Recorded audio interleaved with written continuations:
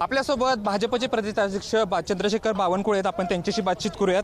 आज मालेगावमध्ये जी उद्धव ठाकरेंची सभा होती त्यावर भाजपवर जोरदार टीका त्यांनी केली. त्यांच्या टीका करणं कामच आहे. जे लोक 2.5 वर्ष घरी बसले होते आणि सत्तेमध्ये होते त्यांनी काही केलं नाही. सत्तेमधून सत्तेपासून पैसा आणि पैशापासून सत्ता हेच त्यांचं धोरण राहिलं.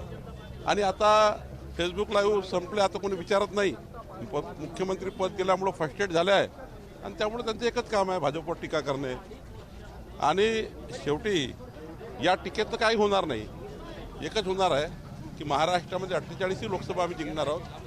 देवेंद्रजी एकनाथच्या समन्वयाने मोदींच्या नेतृत्वामध्ये आम्ही 200 विधानसभा जिंकू आणि 48 लोकसभा जिंकू. त्यांनी पुढे जाऊन अशी टीका केली आहे की साधारणतः तुम्ही मागं म्हटला होता 48 जागा शिंदे गटाला द्याव्यात, तर त्याच्यानंतर ते असं म्हणतात पुढे जाऊन की बावनकुळेंच्या नावाप्रमाणे तरी त्यांना जागा द्याव्यात, 52 तरी द्याव्यात. इतकं आपण मी कधी म्हटलं नाही की 48 जागा द्या.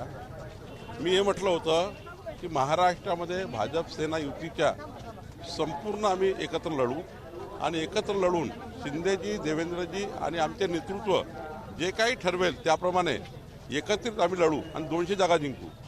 अर्धी त्या ठिकाणी भाषणाची क्लिप व्हायरल करण्यात आली. भाजपात शिवसेनेचा अजूनही कुठेही वाटप झालं नाही, सीट वाटप झालं नाही. पण एकनाथजी, देवेंद्रजी जे ठरवतील, आमचे नेते ठरवतील त्याप्रमाणे प्रचंड ताकद आम्ही एकनाथ शिंदेच्या मागे उभी करणार आहोत. शिवसेना भाजपाची एक युती होईल आणि प्रचंड ताकदीने आम्ही जिंकू.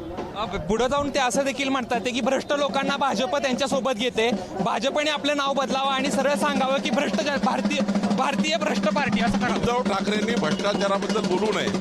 भ्रष्टाचाराबद्दल उद्धव ठाकरेला अधिकारच आहे बोलण्याचा आणि त्यांनी आपला आरसा चेहराच बघितला पाहिजे. उद्धव ठाकरेंनी भ्रष्टाचाराबद्दल याच्यानंतर बोलले तर आमच्याकडे 1000 गोष्टी आहेत त्या बोलू शकतो.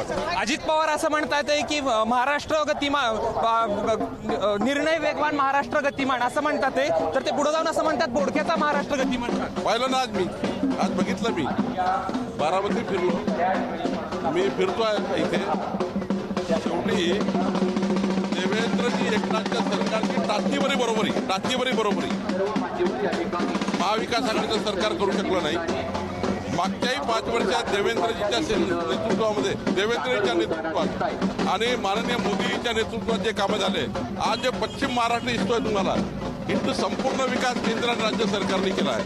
आज बघा पालखी मार्गाचं काम चालू आहे, कुणाचं काम चालू आहे. या बारामती लोकसभेमध्ये असेल, पश्चिम महाराष्ट्रामध्ये जे काही काम चालू आहे ते केंद्र सरकार आणि राज्य सरकारचं काम चालू आहे. हे जे भूमिपूजन करायला निघाले ना साध्या नळ योजनेचे, हे नळ योजनेचे कामं सुद्धा केंद्र सरकारचे आहेत. केंद्र सरकारच्या योजनेतले काम आहे आणि त्यामुळं जे कामं चालू आहे ते केंद्र सरकारचे आहे. एकही काम राज्य महाविकास आघाडीचं नाही. त्यांचा एक शेवटचा प्रश्न की उद्धव ठाकरे असं म्हणतात की तुम्ही मोदींच्या नावावर मतं मागा, मी माझ्या वडिलांच्या नावावर मते मागतो, मग बघू कोणाला.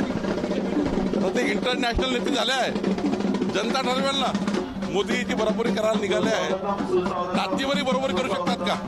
म्हणजे मोदीजींची टाचणीवरही बरोबरी उद्धव ठाकरे करू. आपल्यासोबत हर्षवर्धन पाटील देखील आहेत. भाऊ, तुमचं देखील त्यांनी नाव घेतलं आणि त्यांनी सांगितलं की हर्षवर्धन पाटील म्हणतात जेव्हापासून भाजपमध्ये आले तेव्हापासून शांत झोप लागते. तो विषय आता जुना झालेला आहे आणि मला असं वाटतं की आता विरोधकांना दुसरे कुठले विषय राहिलेले नाहीये.